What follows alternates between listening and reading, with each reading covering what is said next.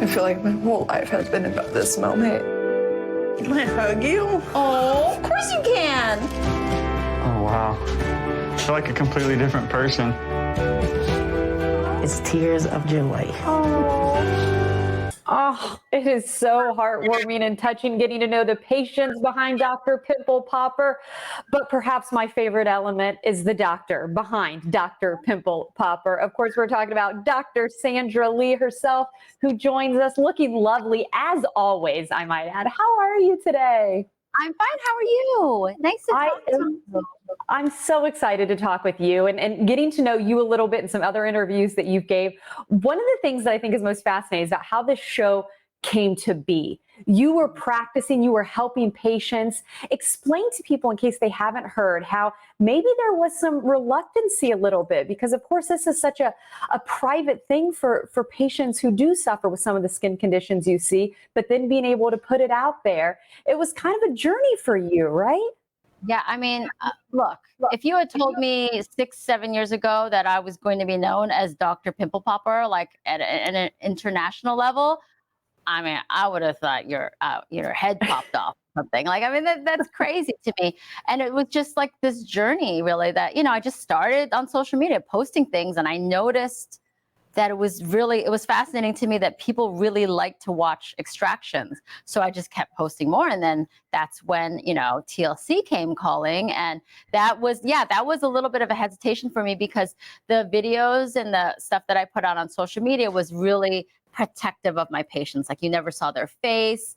You actually never really even saw my face. You knew my voice more so. And, I knew that it would be me giving up some control. And I also was worried about the patients, that I didn't want them to be subject to, anybody kind of bullying them or anything because of what they have. And so, it was beyond my wildest dreams. So it really has elevated really what I do as Dr. Pimple Popper. And I get to, the show has really taken it, beyond, and really given me the opportunity to present or to really treat a lot of really complicated cases, but it also gets to have the world see how amazing dermatology is. And just educational, I feel like, just to see that people have, differences and conditions. And, I think that that's got to be interesting. And then, just the work that you're able to do. How helpful is that to be able to, one, see a patient when you're actually doing a procedure, but then I like those after moments, those moments of, can I give you a hug? And the first time I've had hope in years, you hear that theme through a lot of your episodes. Yeah, I'm so lucky that I get to see that and to do that. I get to see how it changes people's life in their home life, at work, and all that sort of thing. And we doctors do that all the time. All doctors do. And for me to be able to actually see that and have it be recorded, that I can watch it back when I'm 80 years old, show my grandkids, that's really a special thing.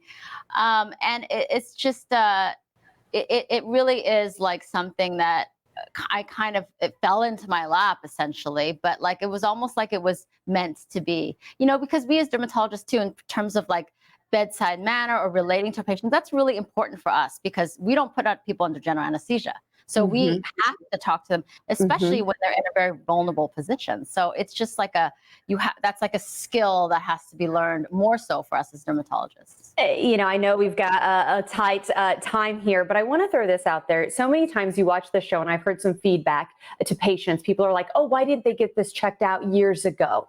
And I've heard your response in the past, and I want to get that too for this one, because I think that that's natural to be inquisitive about that. But you say that kind of goes along sometimes with the conditions that many of these people are facing.